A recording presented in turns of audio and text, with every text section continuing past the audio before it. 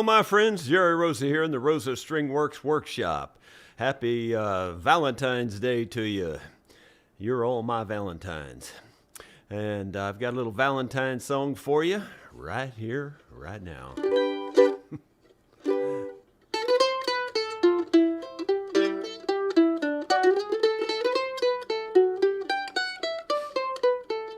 It can happen any moment without reason or rhyme. It might be right around the corner, or it will come up from behind. The picture that I thought would fade, but I still clearly see. And that's when the thought of you catches up with me.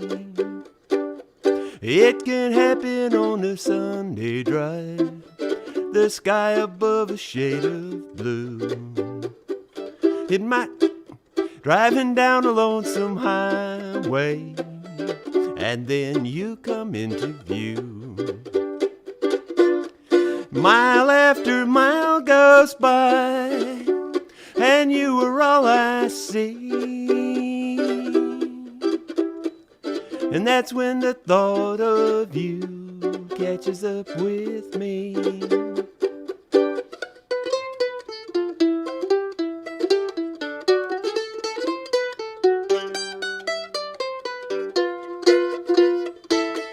When the thought of you comes into my mind, it will carry me away to a better place in time. It can happen in the dead of the night, or any day of the week. Sometimes you'll come and find me when I'm in bed asleep. Then I'll have that dream about you. Oh, I love what I see. And that's when the thought of you catches up with me. That's when the thought of you catches up with me. Oh, the thought of you has caught up with me.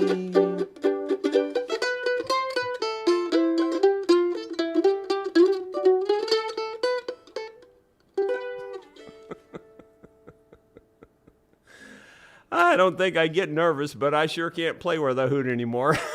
It's heck getting old. Well, there you go. That was it. Live and uncut. Happy Valentine's anyway. If that just ruined your whole Valentine's Day, I'm sorry. I'm an equal opportunity sugar lover. Sugar's what makes the world go around. I don't have a outline this morning for some dumb reason, so I'm just kind of winging it. And been talking about getting that line up to the house, you know, the fiber optic cable.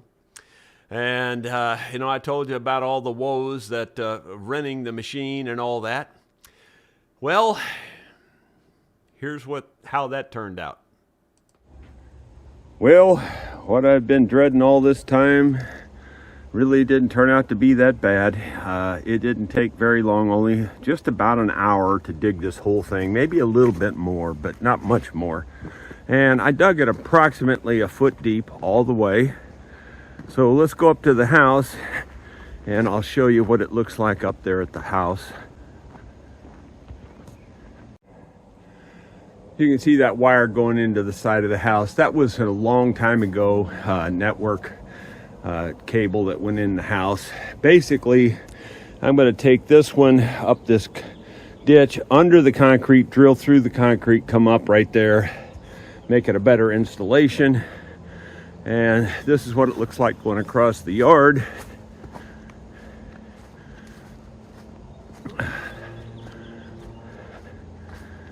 I will have to hand trench this area here, of course, all the way across here,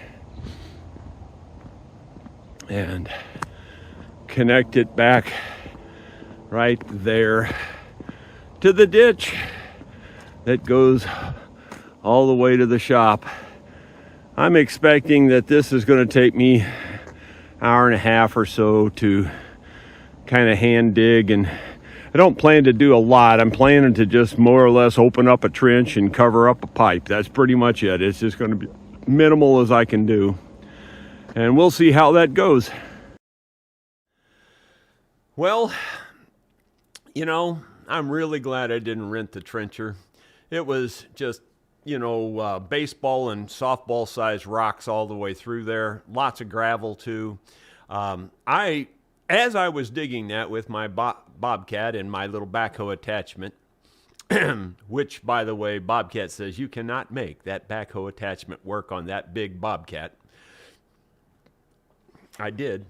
Anyway, it works like a charm, really. I run the Bobcat at half throttle because it's got so much more power and so much more hydraulic fluid movement that I run the Bobcat at half throttle, which is kind of nice, really. You're not wearing out your Bobcat or your motor, that type thing.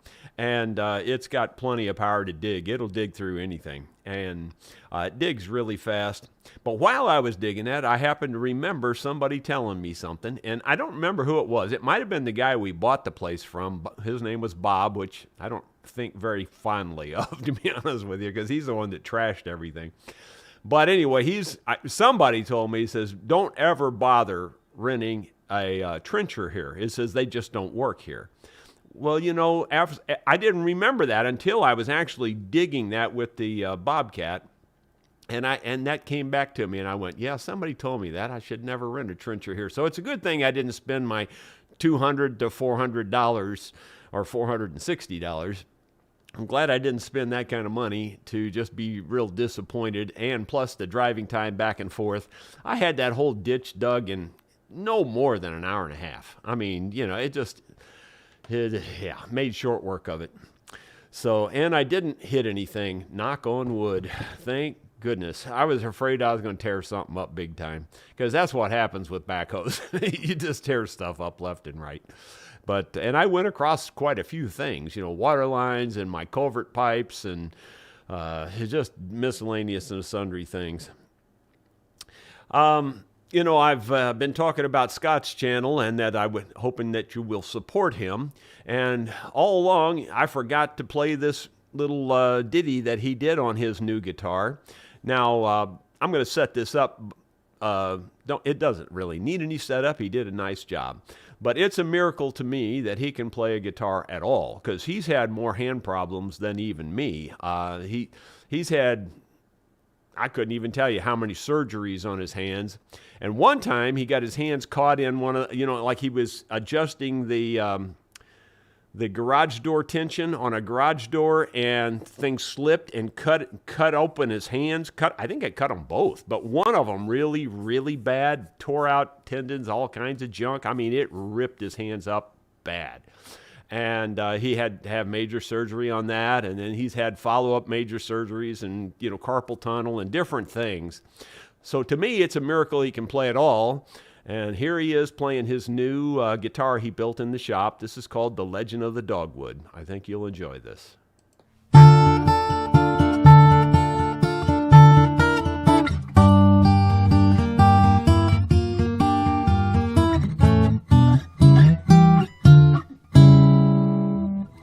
If I could save time in a bottle, the first thing that I'd like to do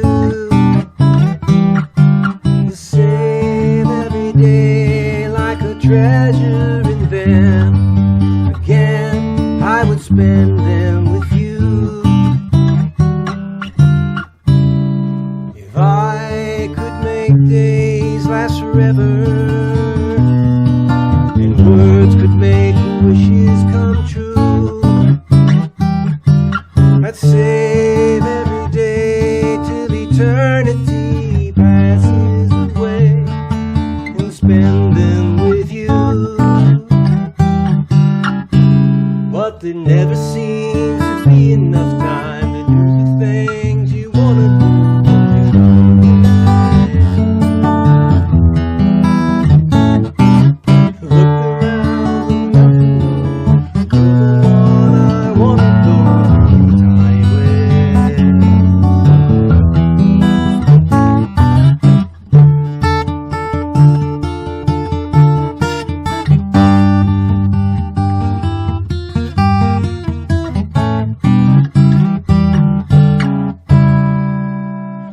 If I had a box full of wishes and dreams that had never come true,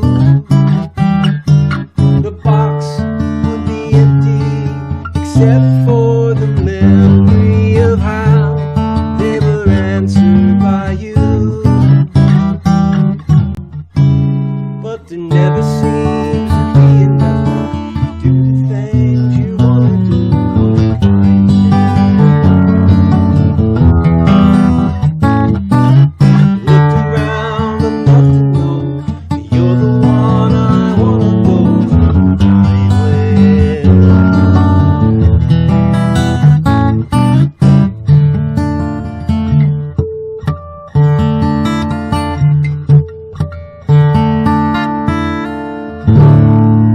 Mistakes and all.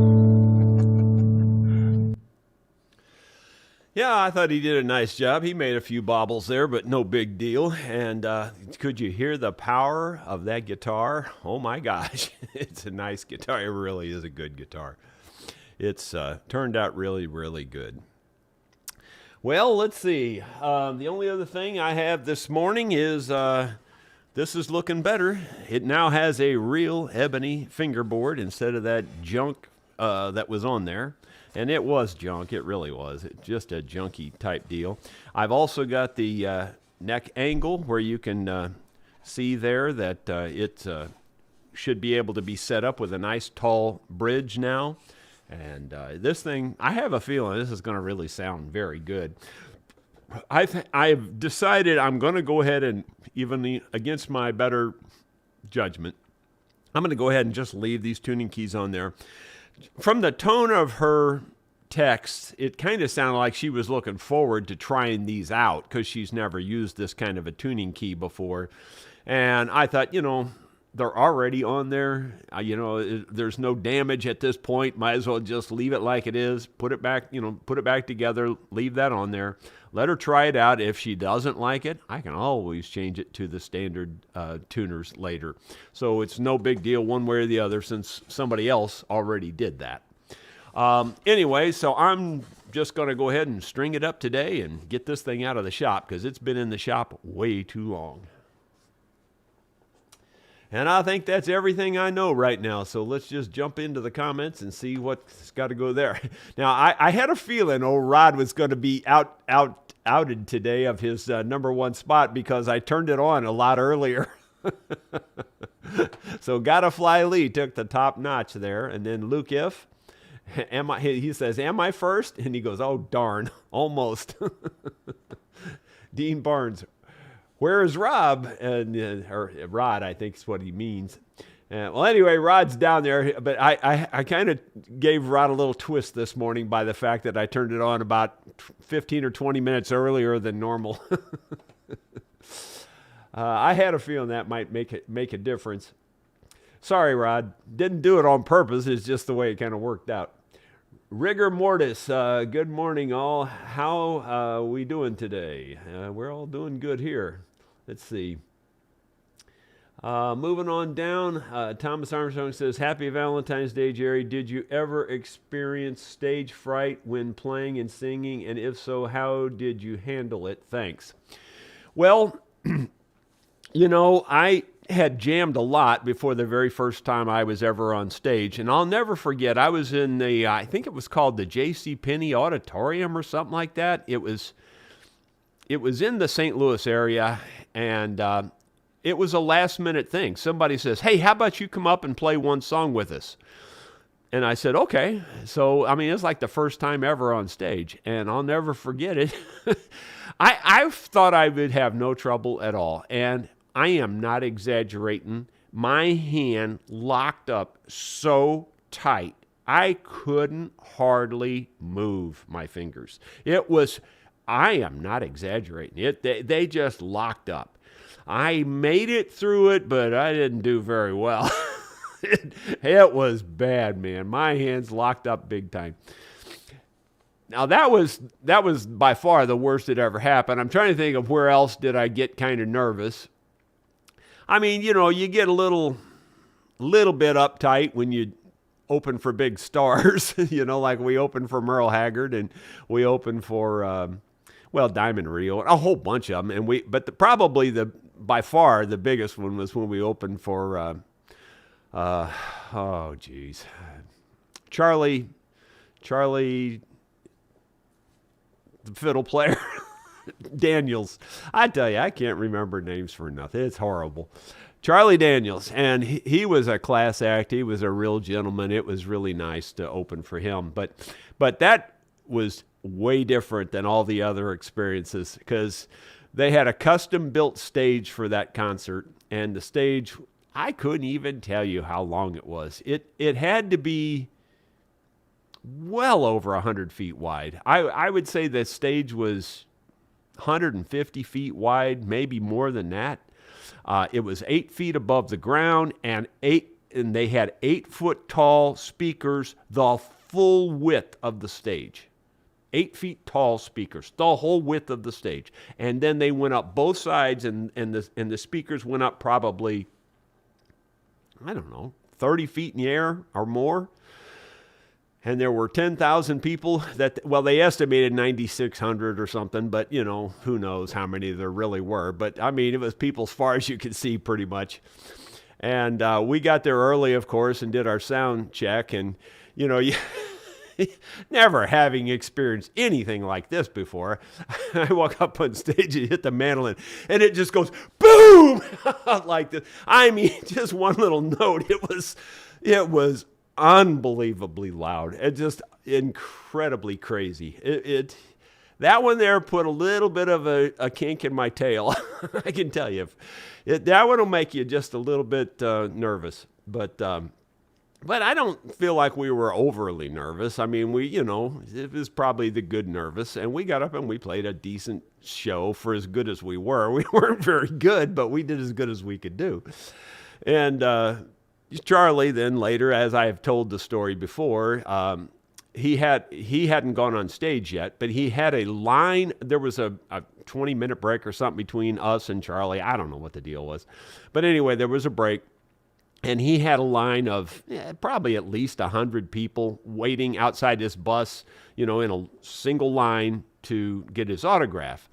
Well, he comes out of the bus, he steps down. I'm all the way across the parking lot from him, and I see him coming down the stairs of his bus, and he comes out, and he says, pardon me, friends there, or folks, or whatever he says, and he says, I got to do one thing, and he says, I'll be right back, and we'll get your autographs. And so he walks all the way across the parking lot, comes over and shakes my hand, and he says, thank you very much for opening. You guys did a great job. And I said, well, that's a class act to do that, He didn't have to do that. So that's pretty cool. Anyway, moving on down. So, yeah, stage fright's a thing. But that very first time, I have to tell you, was by far the worst. William Pagan, number 11, I think. Have a great day. I guess he's talking about where he showed up in the line here. Dottie Hildebrand, happy Valentine's. And let's see, moving on down through. Jerry, have you ever played with Larry Sparks and his band? No, I never have. And I don't even think I've ever met him personally either. Again, we never did a lot of festivals, and that's where you see all those guys. So we never did see a lot of them. Just a handful of them, honestly. All right, well, moving on down, we'll go to After We Went Live. Then Walt Willard was the first one after we went live. And then I see Bill Webb there. I'm just looking for the question marks primarily. And Ronald Todd, squirrels sounding good this morning. Yeah, well, as good as it could. That's about as good as it gets right there. I can't Can't do much more. I don't know why. I seem like I just screw up all the time. That's one of the reasons I'm just about thinking about giving it up entirely. Maybe doing some recording, because on recordings you can make it right. You know, you can fix whatever you screw up. Spike Moto, I think I heard that checking guitar action while pressing at the first fret is actually measuring relief. What's the difference and what is the right way to measure action versus relief? Well, Spike, I'm going to tell you something here, and this is just me talking and nobody else, and that is that there's a ton of experts out there. And I mean, everybody and their brother has a theory on how to do all this stuff. And some of the stuff is so absurd, it's ridiculous.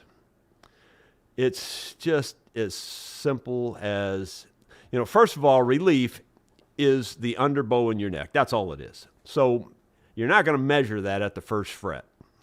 I don't care what anybody says. You're not measuring relief at your first fret. It just boils down to it's a straight line between your nut and your saddle. And if you've got an underbow in there, you've got what they call relief. If you can see it, you got too much, I'll tell you that. I mean, if you just look down your neck and you can see your relief and it looks like there's, maybe it looks minimal to you, but if you can see it, more than likely you got too much, because 10 thousandths of relief is almost flat. I mean, 10 thousandths of relief is not very much at all.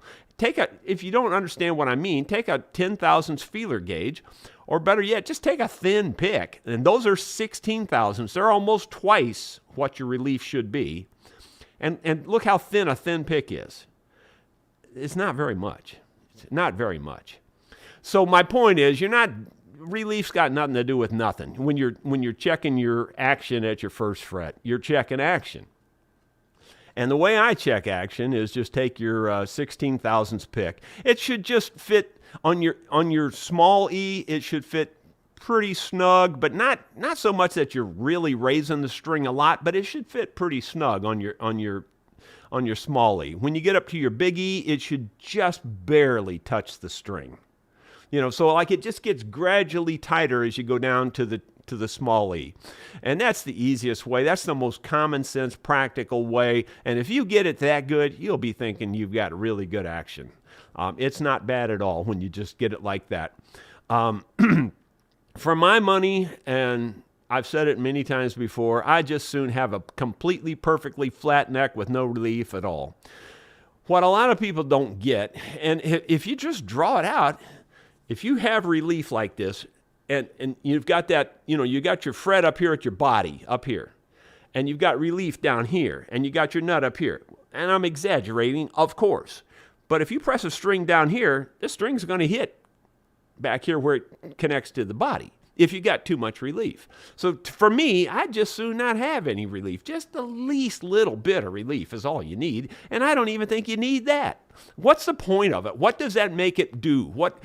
People, they have all these theories and reasons that it's got to be this way. And it's because somebody else said it, and now it's perpetuated, and it's just one of them snowballs rolling down the hill. And most of it's just black and white, plain, straight line common sense. I mean, it really is. Everybody tries to apply some kind of magic to everything. Like there's just this little mystique or something. And there's not much mystique to it. It's just black and white. That's me talking. Like I said, nobody else is going to tell you these exact words. But that's just me. Okay, moving on. Thanks, Jerry, for your music. Love it. Keep it. Thank you, Lester. Gary Hayden, I asked about mandolin pickup yesterday, and you discussed the LR Bags pickup. I later found a video of yours where you installed on a lower mandolin. It was very helpful. Thanks. Well, good. I think they're great pickups. I mean, everything's got a positive and a negative, I think that if there's a negative with that one, I think it's something about how it attaches, I think. I just can't remember. And that it can get loose or something. And, there's ways around anything that you have a problem with, so just know that. But in terms of sound, it's a very good pickup. Bill Rhodes, yay, you got that right. Sugar does make the world go round. Well, it does for me anyway. I don't know. I'm always silly about food because of being a taster. I mean, it's a different world when you're a taster. It's just not the same at all. I don't care what anybody says, and you probably can't picture it, but when you just don't hardly eat anything compared to everybody else who eats practically everything, it's so easy to tell you what I do eat and not what I don't eat, because I don't eat hardly anything. So sugar is just one of those things that it does it for me. Thank goodness I don't have any real health problems with these kinds of things. I'm not recommending people switch their diet to my diet. Trust me, that's not it at all. Okay, Joseph Supley says, nice job on the trench, Jerry. That's kind of how I am. I dreading a job and worrying about it. And when you just dig into it, it ends up not being that bad. Yeah, it really wasn't that bad. I mean, I kind of knew how it would go once I got started, but I don't know. I was just dreading it because there's so much work to it. I mean, it's, I did the ditch, but there's still a lot more work to go. I got to get under that concrete up there. I got to dig that hand ditch, and I got to lay all the pipe in there, and there's a lot to it still. Hopefully, by the end of the day today, if the weather stays nice, it'll be pretty far along, I'm hoping. I'm not saying I'll be done, but I'm hoping I'll be close.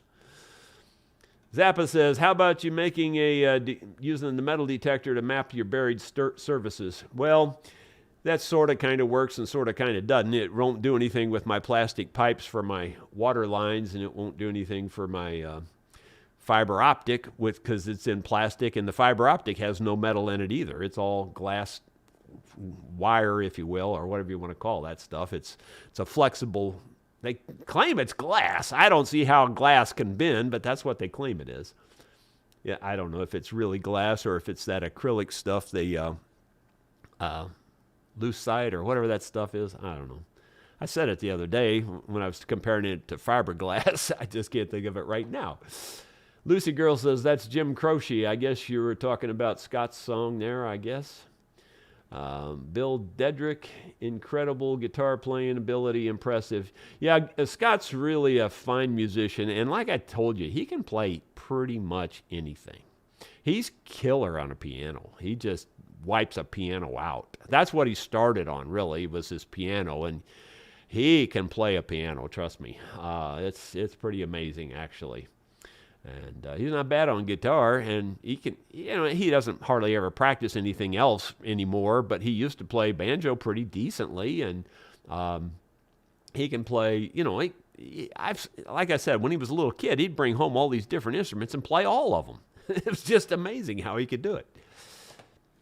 Paul Lanier, very great tone on that guitar. Super effort performance considering the obstacles. Yeah, and that's why he has to hold it up in the angle like that. His wrists don't work anymore, so he has to hold it at the angle where he can keep his wrist from bending, So, I mean, I got plenty of issues, but they're not quite as bad as his issues, I don't think.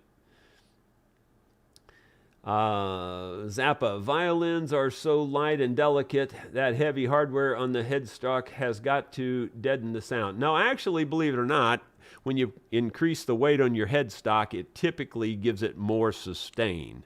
So typically, if anything, it'll make it more sustained. Believe it or not, that's the way it works. The tailpiece and your headstock, increasing the weight there almost always gives your instrument more sustain. So it really won't hurt anything.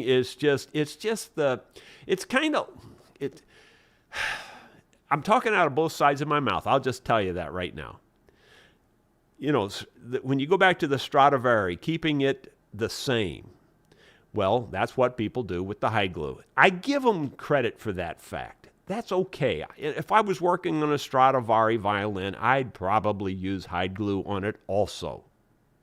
I mean, that might shock you, but that's the truth. I probably would on a super historical, thing like that, you would want to do the right thing. That's the way I feel about all violins. The peg is the tradition. That's the way they're made. And that's why I don't like to see these mechanical tuning keys on a violin. It's just the tradition of it. So I am talking out of both sides of my mouth because I really wouldn't use hide glue on anything but something like that. Like on all the other violins, I'm not going to use hide glue on them. It just doesn't make sense. But anyway, so there you go. I'm a dichotomy. What can I say? You can't figure me out. I don't care what you think. You may think you got me figured out, but you just don't. All right. Anyway, moving on. Let's see.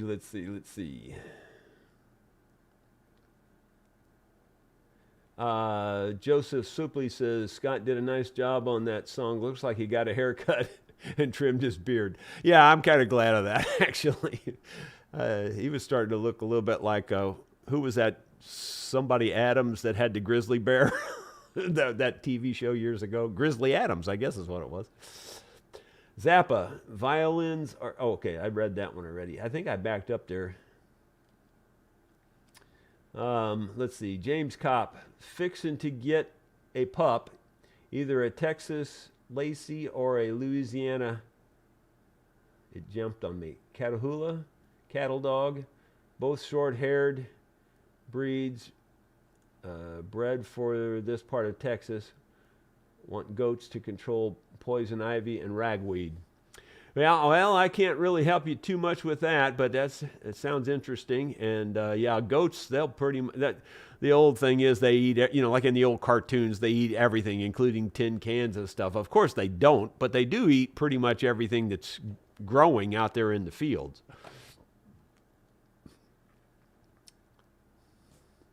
MFC says, I subbed to Scott's channel. The work I saw there, wow, wonderful. I think the Rosa clan have acres of patience. Well, on some things, I'd say you're right. On some things, not so much. It depends on what it is. I'm very impatient on a lot of things. Cup of Cool. Hey, Mr. Jerry, for the last 3 or 4 times I've checked, I have been unsubscribed and have had to resubscribe. Everybody better check it. Wow, that's weird. Well, just for the record and just to be clear, I just want to say something. Like you don't ever want to go there and click the subscribe button if you think you're already subscribed, because if you click it again, it unsubscribes you. So I just want to be clear about that too. Some people might think, well, I'll just click it to be safe. But if you do that, you're unsubscribing, believe it or not, if you're already subscribed. So just know that before you go. Don't just immediately click it. Make sure that you're already unsubscribed before you click it. I just want to be clear about that because it is kind of confusing. It's an on-off switch, basically. And when you click it one way, it turns it on. You click it again, and it turns it off,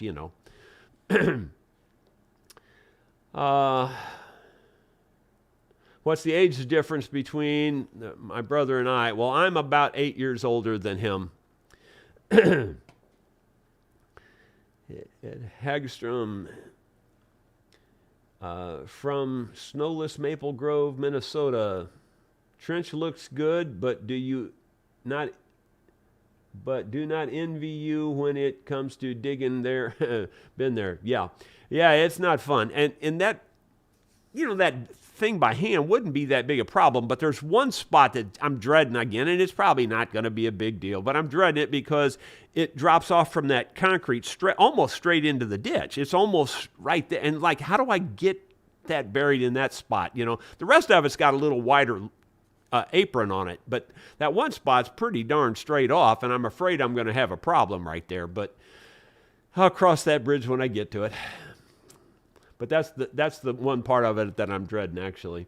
Bill Webb says, you capo first fret and press the 6th string, and that's how you would check your relief. Yeah, technically, you're right. And I started to say that, but I forgot. Like you press your, you press at your 1st fret, and I don't know, sometimes I press further back than the 6th fret, but, you press 2 different frets down at least, and then you can measure the height of your string off of your other frets, and that'll give you some idea as to what your actual relief is. Me personally, like I said, I don't much care what it is. I just personally would rather see it go away. That's just me. I know that that's not the logic that's out there. I know that that's not the popular belief and the myth, but for my money, just get rid of the relief altogether and you're just fine. Now, you don't want an overbow for sure. You definitely don't want that. But flat, perfectly flat is perfectly fine. Okay, that's just me. Just me. Nobody else is going to say that. Bill Webb says, yep, unsubscribed again this morning. Okay. Blackjack guitar. Well, they don't like me. That's probably 3/4 of it.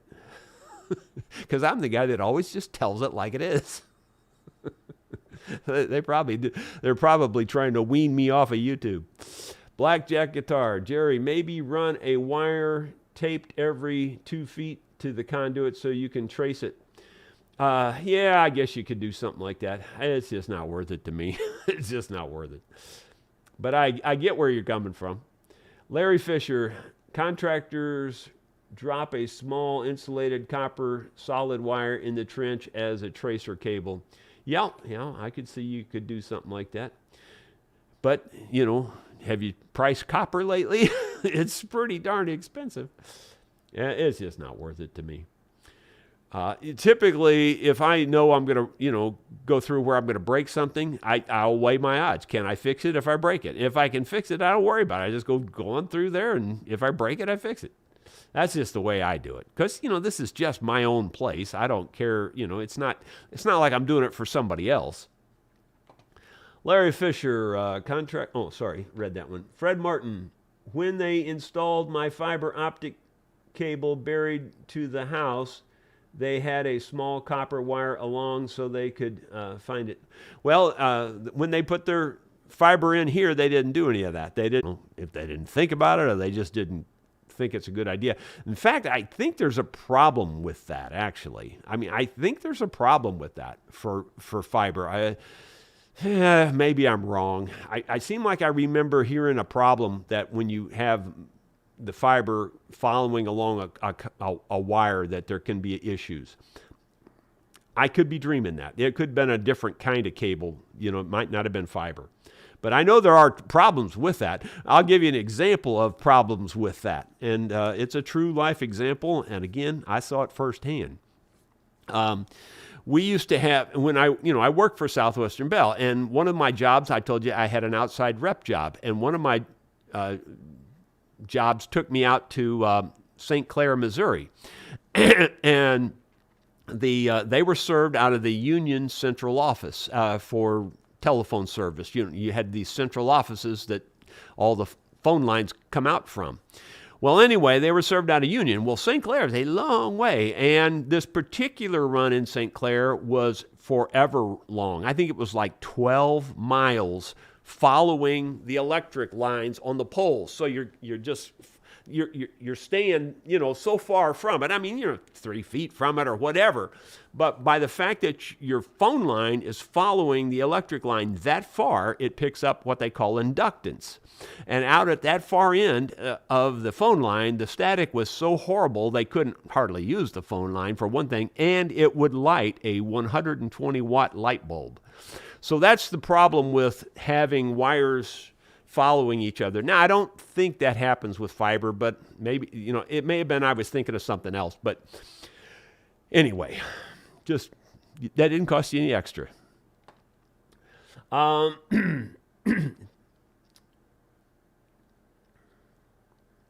Moving on down here, I think I might have lost where I was at. Mike Jones has a long one there, but I can't tell if it's for me. Maybe instead of scarf joint to attach a donor headstock to a headless acoustic, I could just add a big chunk of wood and get away better sustain, huh? Not so much. You don't want it to look clunky and be clunky. Where you get your sustain is your heavier tuning keys. And don't get me wrong, I don't really like heavy tuning keys. I'd prefer them be kind of light. But on the other hand, heavier tuning keys generally give you more sustain. If you, like for instance, when you build a neck out of, say, mahogany versus you build it out of rosewood, your typical rosewood neck is going to have more sustain, especially if you've got the rosewood peg head. So, I mean, anything, you can take anything to extremes, you understand. And so I never, ever, I've been quoted before as saying that you never do extremes on an instrument. I don't care what the extreme is. They're never good. They're never good. So as long as you don't take it to an extreme, Mike, maybe it's okay, but you just have to keep it all in check. Jeff Puris. Jerry, do you have the nerves to open up a $15 million violin? It wouldn't bother me much. It's not the nerves, I have the confidence that I know how to do it. Now, would those kinds of people, you're talking about the elite, these people think their stuff don't smell. I'm seriously telling you, that's how they feel.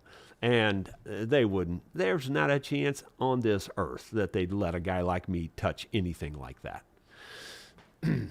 So there you go. Just so you know. I mean, that's just a black and white truth. That's a black and white truth. That's not a gray truth. Bill Webb. I have heard of people putting weights on the headstock of guitars for more sustain. Yeah, it wouldn't surprise me that people would try that. Dean Barnes, Jerry, or run a few wires in the ditch for future use. I'll never close up a ditch without including at least 2 extra wires. Yeah, I'm probably not going to do that, but I'll probably run an extra cord, like a rope type cord in the tube that I can pull something through later if I ever need to. I don't think I'll need to, but and the thing is with that with this type setup, you can vacuum through pretty quickly. Probably not as easily the second time though. The first time through, you can vacuum through pretty easily. But I'll probably vacuum through the cable for the fiber optic and an extra rope line type, a lightweight rope line for tying onto something else in the future if I need to.